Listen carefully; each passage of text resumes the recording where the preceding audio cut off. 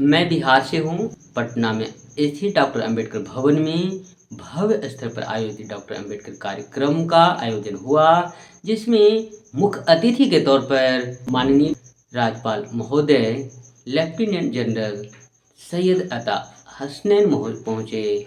वहाँ पर अनेक गणमान्य लोग भी आए।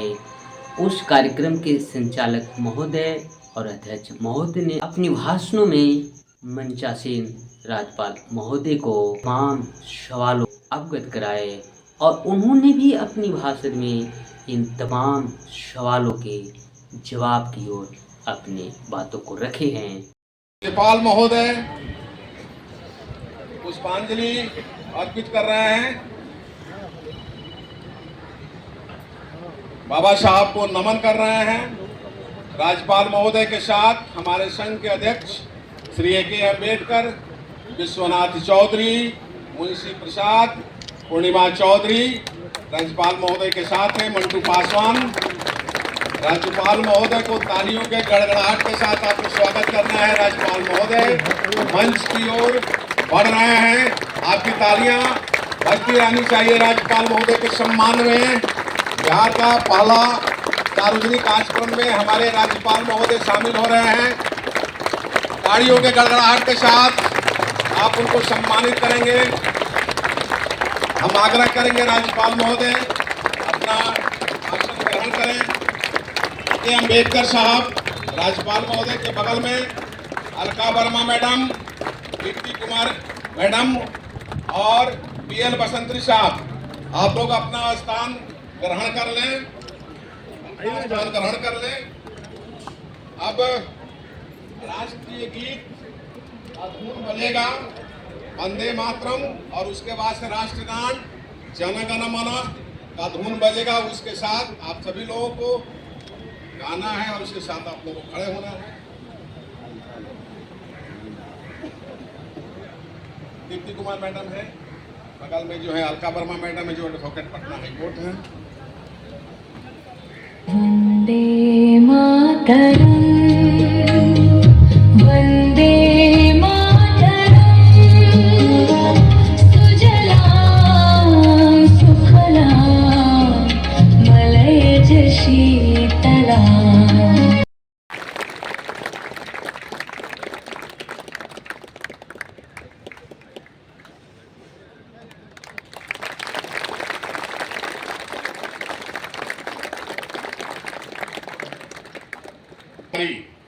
दीप्ति कुमार जो सदस्य बिहार लोक सेवा आयोग के हैं, रंजू राही,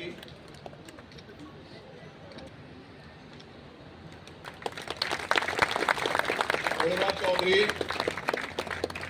से आग्रह है कि श्री अलका वर्मा जो विद्वान महाधिवक्ता हैं पटना हाईकोर्ट, उनको शॉल के द्वारा और मोहल्लों के द्वारा उनका आप सम्मान। बाबा साहब के जन्म दिवस मनाने के लिए उपस्थित हैं। बाबा साहब का जीवन, उनका विरासत तथा उनके द्वारा प्रतिपादित जस्टिस, इक्वालिटी, फ्रैटर्निटी के समतामूलक सिद्धांत हम भारतीयों को भारतीय गणराज्य के प्रति असीम सम्मान एवं समर्पण की भावना जागृत करता है। बाबा साहब के 135वीं जन्म दिवस समारोह के मुख्य अतिथि सम्मानीय बिहार के राज्यपाल श्रद्धेय लेफ्टिनेंट जनरल सैयद अता हसनैन साहब, कार्यक्रम में पधारे माननीय अतिथि वक्तागण प्रोफेसर दीप्ति कुमारी जी, सदस्य बीपीएससी श्रीमती अलका वर्मा जी, एडवोकेट पटना उच्च न्यायालय। बाबा साहब के विचारों के प्रति समर्पित राज्य के विभिन्न क्षेत्रों से आए ऊर्जावान साथियों, अपने उपस्थिति से बाबा साहब के परिकल्पनाओं से साकार कर रहे शक्ति स्वरूपा देवियों, डॉक्टर अंबेडकर संस्थान के सृजन काल से वर्तमान तक निर्बाध सेवा को समर्पित हमारे दृढ़ संकल्पित साथियों, कार्यक्रम के कवर करने आए प्रिंट एवं इलेक्ट्रॉनिक एवं सोशल मीडिया के प्रतिनिधिगण, मैं A.K. अम्बेडकर अध्यक्ष डॉक्टर अम्बेडकर सेवा एवं शोध संस्थान सभी को सादर नमन करता हूं, अभिनंदन करता हूं, स्वागत करता हूं। हम आज डॉक्टर अम्बेडकर सेवा एवं शोध संस्थान के प्रणेता सृजनकर्ता स्वर्गीय मैखुराम जी IPS एवं स्वर्गीय श्री GP दोहरे IPS को याद करते हुए उनके दूरदर्शी सोच, अथक परिश्रम एवं समर्पण को भी नमन करते हैं।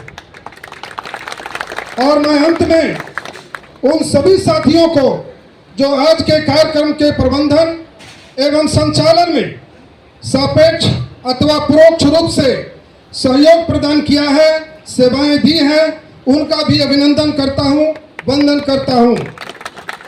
जय हिंद, जय बिहार, जय भीम।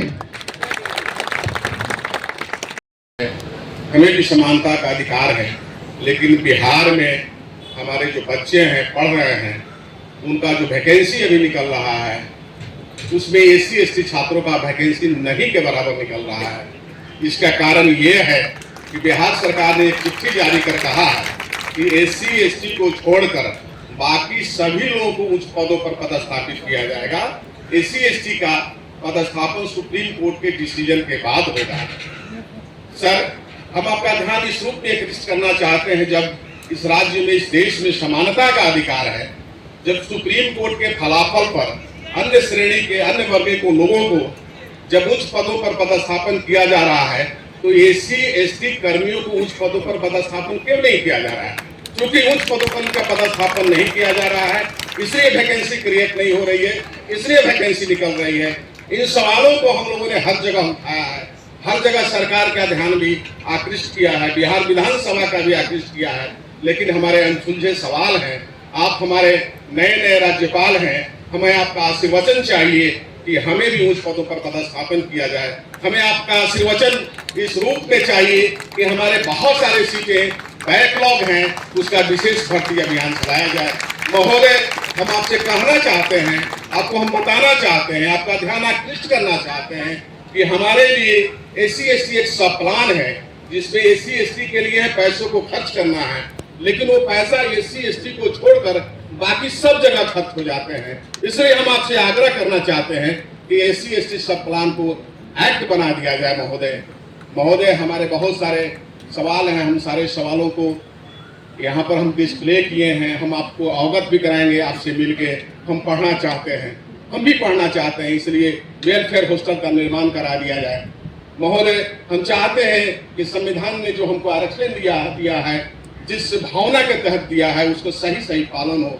इसलिए कुछ एक बिंदुओं पर हम आपका ध्यान आकृष्ट करते हुए हम आपके आशीर्वचन के आकांक्षी हैं। हमें आपके आशीर्वचन की नितांत आवश्यकता भी है, इसलिए आप हमारे बीच में आए हैं। हम अब आग्रह करना चाहेंगे कि आप तालियों के गड़गड़ाहट के साथ मंच पर अपने राज्यपाल महोदय को बुलाना चाहते हैं कि हमारे जो सवाल है इस संदर्भ में अपना आशीर्वाद मिले। माननीय राज्यपाल महोदय।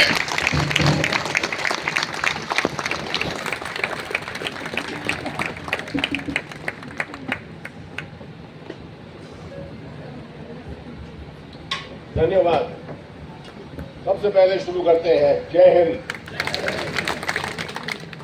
मुझे याद है 58 साल पहले मैं भी आपके तरह यहाँ स्काउट्स के फंड में खड़ा रहता था और वही कार्रवाई करता था जो आप आजकल कर रहे हैं। तो बहुत अच्छा सुझाव दिया है, हर जगह स्काउट्स को लगाना चाहिए।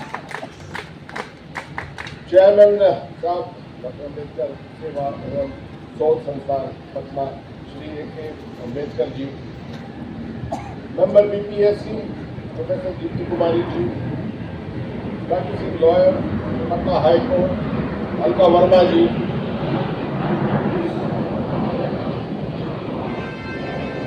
X president SC ST employees association Shri BL Vaishali ji, distinguished guest ladies and gentlemen. बेशक मैंने निगाह अपनी डाली है, आपके सबकी डिमांड्स के ऊपर देखा है, मगर आपको भी मालूम है कि मैं बिहार का राज्यपाल अभी तकरीबन 1 महीने पहले, आज एग्जैक्ट 1 महीने हुआ है, 1 महीने पहले मैंने संभाला है। उम्मीद करते हैं कि आपके साथ बैठकर बहुत गुफ्तगू करेंगे, बहुत चीज़ों के ऊपर ध्यान देंगे, फोकस करेंगे, डिस्कस करेंगे। हर समस्या का कोई ना कोई हल होता है, हर समस्या का सोल्यूशन होता है। उनको मैं आपको आश्वासन देता हूँ कि उन समस्याओं का हल हम निकालेंगे। ये मैं आपको बताता हूँ, एक डेमोक्रेटिक कॉन्स्टिट्यूशनल तरीके से, जिसकी वजह से हम आज यहाँ खड़े हैं, बैठे हैं, बाबा राव अम्बेडकर जी जिन्होंने संविधान भारत का बनाया था, उसी तरीके से। तो आज हम सब एक महान व्यक्ति की जयंती मना रहे हैं। ये सिर्फ एक व्यक्ति को याद करने का दिन नहीं, बल्कि उनके विचारों को, जैसे आपने सही तरीके से कहा, उनको दोबारा अपनाने के का दिन है, जो आज भी हमारे देश को दिशा दे रहे हैं। डॉक्टर अम्बेडकर का जीवन एक प्रेरणा है। बहुत कठिन परिस्थितियों से और सामाजिक भेदभाव के बीच जन्म लेने के बावजूद उन्होंने अपनी मेहनत, बुद्धि और हिम्मत के बल पर दुनिया में अपनी पहचान बनाई। उनका जीवन हमें ये सिखाता है कि एजुकेशन सबसे बड़ा हथियार है, इट्स अ वेपन, और नॉलेज, ज्ञान सबसे बड़ा इक्वलाइजर है। वो एक आउटस्टैंडिंग इंटेलेक्चुअल थे। इकोनॉमिक्स, लॉ, पॉलिटिक्स और सोशियोलॉजी जैसे कई फील्ड में उनका गहरा ज्ञान। जब बहुत लोगों के लिए पढ़ाई का मौका भी नहीं था उन दिनों में, तब उन्होंने सिर्फ पढ़ाई की नहीं, बल्कि दुनिया के सबसे आला दर्जे इंस्टीट्यूशन से सीखकर भारत के लिए काम किया। उन्होंने सिर्फ समाज को समझा नहीं, बल्कि उसे बदलने का संकल्प किया। उनका सबसे बड़ा योगदान था भारत का के संविधान का निर्माण। कॉन्स्टिट्यूएंट असेंबली में उन्होंने इंश्योर किया कि हमारा कॉन्स्टिट्यूशन सिर्फ कानूनी डॉक्यूमेंट ना हो, बल्कि एक फ्रेमवर्क हो जो जस्टिस, लिबर्टी, इक्वालिटी और फ्रेटर्निटी पर बेस्ड हो। ये शब्द उनके लिए सिर्फ आइडियल्स नहीं थे, बल्कि उनके अपने जीवन के अनुभवों को से निकले हुए सच थे। उन्होंने 1 करोड़ लोगों को अधिकार और सम्मान दिलाने का रास्ता खोला। डॉक्टर अम्बेडकर ने दलित समाज के अधिकारों के लिए जीवन भर संघर्ष किया, लेकिन उनकी सोच सिर्फ एक समुदाय तक सीमित नहीं थी। उनका सपना एक ऐसे भारत का था जहां हर व्यक्ति, चाहे उसका कास्ट, रिलीजन या बैकग्राउंड कुछ भी हो, डिग्निटी और इक्वल अपॉर्चुनिटी के साथ जी सके, जो आपके जवान यहाँ पर दिखा रहे हैं। उन्होंने समझ को चैलेंज किया कि समाज को चैलेंज किया कि वो अपने सोच बदले और न्यायपूर्ण व्यवस्था बनाए। फ्रीडम मूवमेंट के दौरान भी उनका योगदान बहुत महत्वपूर्ण था। उन्होंने ये स्पष्ट किया कि आज़ादी का मतलब सिर्फ अंग्रेजी हुकूमत से मुक्ति नहीं है, बल्कि समाज के अंदर असमानताओं को खत्म करना भी जरूरी है। उन्होंने हमें बताया कि पॉलिटिकल फ्रीडम के साथ सोशल और इकोनॉमिक जस्टिस भी उतनी ही जरूरी है। आज डॉक्टर अम्बेडकर को पूरे भारत में इतना सम्मान क्यों मिलता है? क्योंकि उनके विचार आज भी महत्वपूर्ण है। आज के युग में जब हम डेवलपमेंट और प्रोग्रेस की बात करते हैं, तब हमें याद रखना चाहिए कि असली प्रोग्रेस वही है जो सबको साथ लेकर चले। उन्होंने हमें कॉन्स्टिट्यूशनल वैल्यूज और डेमोक्रेटिक प्रिंसिपल का असली महत्व दिखाया। उन्होंने एक बहुत गहरी बात कही थी, कॉन्स्टिट्यूशन तभी इफेक्टिव होगा जब उसे चलाने वाले लोग अच्छे हों।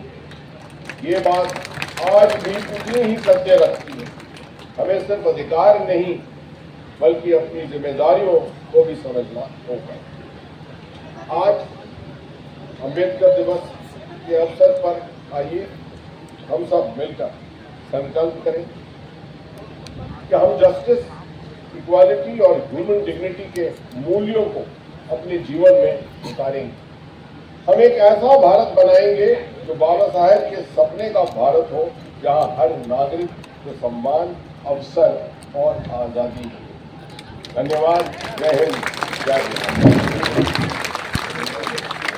तालियों के गड़गड़ाहट के साथ आप इस बात का स्वागत करेंगे कि हमारे समस्याओं पर राज्यपाल महोदय बात करेंगे। अब समाप्ति की ओर हम बढ़ रहे हैं, इसलिए पुनः राष्ट्रगान और राष्ट्रगीत के साथ इस पाली की समाप्ति होगी। आप लोग सब खड़े हो जाएं और अब धुन बजेगा। बिहार और देश स्तर पर सुझाए गए मुद्दे, सवालों पर जो भी बातें रखी गई है उसके प्रति आपका जो विचार, जो सुझाव, जो आपका कमेंट है उसको कमेंट बॉक्स में अवश्य लिखें। इसी के साथ आप लोगों को मेरी ओर से बहुत बहुत धन्यवाद।